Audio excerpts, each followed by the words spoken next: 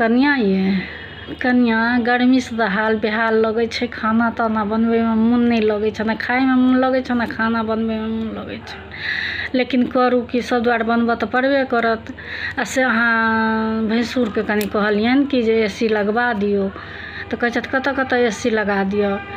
हमरा पर व्यंग करै छलथि हन जे कतऽ कतऽ AC लगा दिअ, किचन में, लैट्रिन में, बाथरूम में, बेडरूम में, ड्राइंग रूम में, हॉल में, गैलरी में, कतऽ कतऽ अहाँ जाइ छै तऽ बता दिअ तऽ लगा दै छी AC आ बिल अहाँ भरैत रहब। हम कहले कि जे व्यंगो करै छथि तऽ कहै तऽ सच्चे छथि व्यंगो कऽ कऽ जे लोक कतेक गर्मी छै तऽ गर्मीसँ कतेक बचतै, कतऽ कतऽ AC लगेतै। आ सर्दी छै तऽ सर्दीसँ कतेक हीटर लगेतै आ किछु करतै, कतेक बचतै। गर्मी लगबे करतै, सर्दीमे सर्दी लगबे करतै।